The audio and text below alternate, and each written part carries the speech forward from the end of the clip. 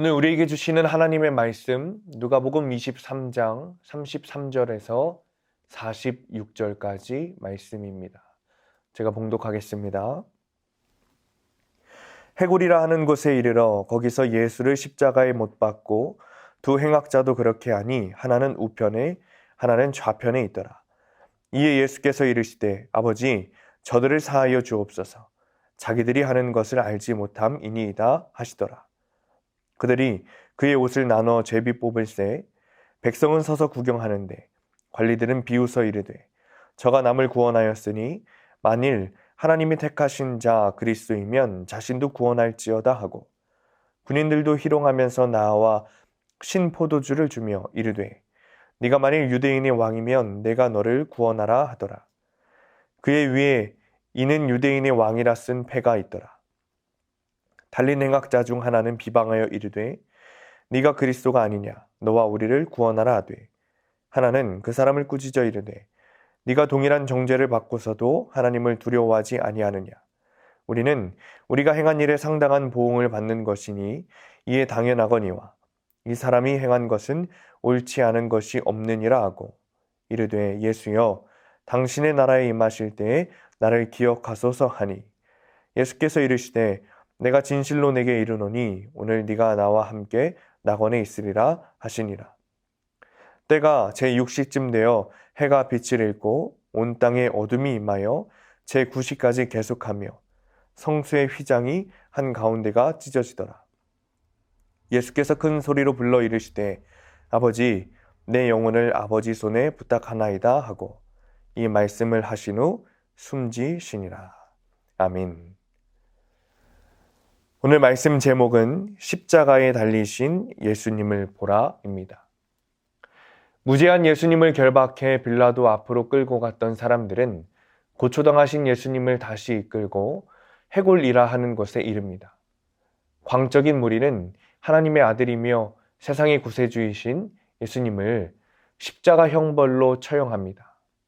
해골 언덕에 세워진 십자가 위에서 고통과 수치를 당하시는 예수님을 바라봅니다. 그렇다면 예수님은 십자가 위에서 고통을 당하며 무엇을 하셨습니까? 첫 번째는 박해자들을 용서하셨습니다. 예루살렘에 있던 많은 사람들은 예수님을 십자가에 못 박으라며 고함을 쳤습니다. 죄를 찾지 못했다는 총독 빌라도의 말도 소용이 없었습니다. 역사상 가장 잔인하고 난폭했던 로마 병사들은 무죄한 예수님을 향해 조롱과 멸시를 하며 온몸이 피투성이 되도록 채찍질을 했습니다. 그리고 대제사장과 관리들과 백성들은 예수님을 공포의 장소에서 고통스럽게 처형했습니다. 보통은 아무 잘못 없이 고난을 받으면 박해자들을 향해 저주의 기도를 합니다. 그러나 예수님은 박해자들의 용서를 구하는 기도를 하심으로 차별 없는 종의 사명을 성취하셨습니다. 34절입니다. 이에 예수께서 이르시되 아버지 저들을 사하여 주옵소서. 자기들이 하는 것을 알지 못함이니이다. 예수님이 달리신 십자가는 차별 없이 용서하며 기도하는 자리입니다. 예수님이 박해자들을 몸소 용서하신 것처럼 우리도 내게 악을 행한 사람까지 품고 기도할 수 있어야 합니다. 이것이 진정한 용서입니다. 예수님은 십자가 위에서 고통을 당하시면서 하신 두 번째는 행악자의 영혼을 구원하신 일입니다. 십자가에 달리신 예수님은 삭개오에게 인자가 온 것은 잃어버린 자를 구원하려 함이니라 라고 하셨던 말씀을 성취하셨습니다. 사람들은 십자가에 달리신 예수님을 구경했습니다. 관리들과 군인들은 예수님을 조롱했고 예수님과 함께 십자가에 매달린 한 행악자도 같은 말로 비난했습니다. 반면 다른 행악자는 예수님을 구원자로 믿고 비방하는 자를 꾸짖었습니다. 그리고 예수님께 자신을 기억해 주시기를, 하나님의 나라로 이끌어 주시기를 청했습니다. 예수님은 그 극심한 고통 중에서도 죄인의 목소리에 귀를 기울이시고 그를 구원해 주셨습니다. 구원받기에 늦은 시간은 없습니다. 진심으로 회개하고 예수님을 믿으면 구원받습니다. 어느 때라도 진심으로 회개하고 예수님을 믿으면 죄의 크기에 상관없이 구원받게 되는 것입니다. 세 번째는 하나님 아버지께 전적으로 맡기신 일입니다. 46절입니다. 예수께서 큰 소리로 불러 이르시되 아버지 내 영혼을 아버지 손에 부탁하나이다. 정오의 해가 빛을 잃어 온 땅이 어두워졌습니다. 어둠은 오후 3시까지 지속되었습니다. 그 막막한 어둠 속에서 지성소와 성소를 나누는 휘장의 한 가운데가 찢어졌습니다. 이것은 하나님과 인간 사이에 막힌 담이 허물어졌음을 뜻함과 동시에 예수님의 순결한 희생으로 인해 속죄의 사명이 이루어졌다는 것을 의미합니다. 예수님은 운명하시면서 영혼을 아버지께 맡기셨습니다. 하나님 아버지의 구원하시는 능력을 믿고 자신을 전적으로 내어드렸습니다. 하나님께 자신을 맡기는 예수님의 모습은 주여 내 영혼을 받으시옵소서 하며 순교한 스데반의 고백으로 이어졌습니다. 이 고백은 이제 우리의 고백이 되어야 합니다. 왜냐하면 우리도 예수님과 함께 십자가에 못 박혔기 때문입니다. 내가 죽으면 내 안에서 주님이 사시기 때문입니다. 예수님은 십자가 위에서 극심한 고난을 견뎌내며 아버지께서 주신 대속의 사명을 감당하셨습니다. 십자가에 달리신 예수님은 누구든지 용서받고 구원의 은총으로 하나님께 나아갈 수 있는 길을 열어주셨습니다. 오늘 하루 우리를 위해 십자가에서 고통스러운 죽임을 당하신 예수님을 깊이 묵상하시기 원합니다. 우리는 고난주간 특별 새벽 기도회를 진행하고 있습니다.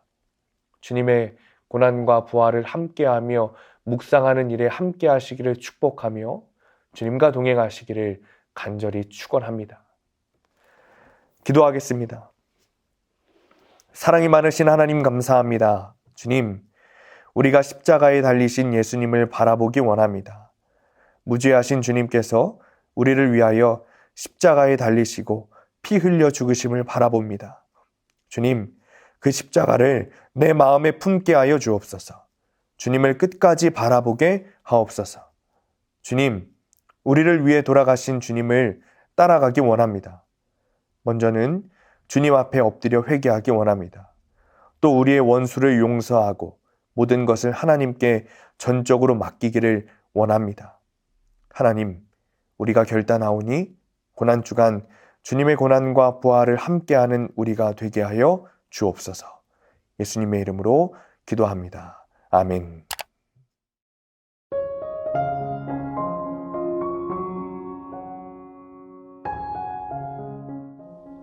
자, 오늘 묵상 질문입니다.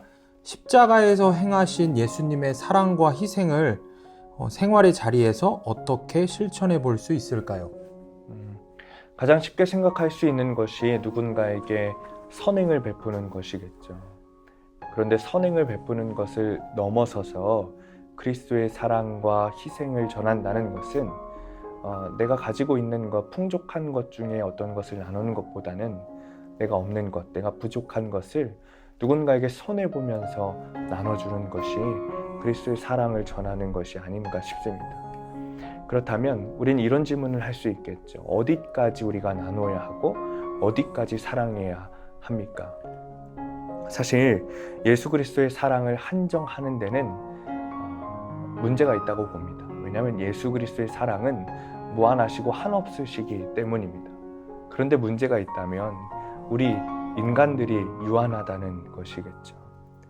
그래서 저는 이렇게 생각합니다. 누군가를 특정하고 어떤 종류의 연약한 이들을 돕는다기보다는 내가 사는 집에서 내가 할 수 있는 만큼의 그 반경의 사람들을 돕는다면 그 사람들을 내가 살리는 역할을 한다고 생각한다면 우리 그리스도인들이 사실 곳곳에 살고 있는데 그 그리스도인들이 살고 있는 곳마다 예수 그리스도의 사랑의 향기가 널리 퍼지게 되지 않을까 그렇게 생각을 합니다. 전사님 어떻게 생각하세요? 이 묵상 질문을 좀 생각을 해봤을 때 떠올랐던 문구가 있는데 손해보는 것이 사랑이다 라는 말이 떠올랐어요. 오랫동안 함께 이렇게 교제하고 알고 지냈던 한 형제님이 계시는데 그분의 카카오톡 프로필에 보면은 제가 기억하기로 한 7년이 넘는 시간 동안에 제가 계속 관계를 해오면서 계속 바뀌지 않고 써 있었던 문구가 바로 그 손해보는 것이 사랑이다 라는 이런 말이었어요. 그래서 오늘 이 묵상 질문을 받고서는 묵상을 하면서 질문에 어떻게 답을 해야 할까 생각을 하다가 우리가 어떻게 저뿐만 아니라 성도님들이 함께 삶을 적용을 해서 답을 할 수 있을까라는 생각을 좀 해봤을 때 아까 말씀드린 그 형제님의 그 문구가 생각이 났어요. 그래서 그분을 생각해 봤을 때 그분의 모습을 보면은 기회가 왔을 때 자기에게 어떤 요청이 들어오거나 부탁하는 일들이 있을 때 손해보는 것을 감수하면서 사랑해주고 베풀고 하는 것, 사실은 그것을 넘어서서 그분을 생각했을 때 자신이 먼저 찾아다니면서 그렇게 손해를 보는 일들을 하더라고요. 그렇게 자기가 일부러 찾아다니면서 손해를 보는 것을 감수를 하면서 사랑을 하고 베풀고 하는 모습을 통해서 예수님을 전하려고 하는 모습들이 좀 많이 떠올랐습니다. 그래서 예수님도 먼저 우리를 찾아오신 거잖아요. 먼저 우리를 찾아오셔서 우리에게 당신의 목숨을 내어주시면서 당신의 사랑을 보여주셨던 것처럼 우리도 한 주 동안 살아가면서 이 고난주간을 보내고 부활절을 지내고 하는 이 과정 가운데에서 우리의 삶의 자리에 하나님이 만나게 해주신 수많은 사람들에게 그들이 찾아오기 전에 아니면 내가 손해보면서 사랑할 일들이 생기기 이전에 먼저 내가 찾아가서 먼저 내가 마음을 써서 손해를 보면서까지 사랑하고 베푸는 것들을 해야 되지 않을까라는 생각을 하게 됐습니다. 제가 조금 더 이야기하자면 이런 질문 가운데도 우리를 도울 수 있는 것이 저는 예수 동행 일기라고 생각을 합니다. 예수 동행 일기가 그저 우리의 삶 가운데 예수와 동행했던 것들을 점검하고 나누는 것도 맞지만 우리가 사랑했던 일들, 우리가 희생했던 일들을 적어볼 수 있습니다.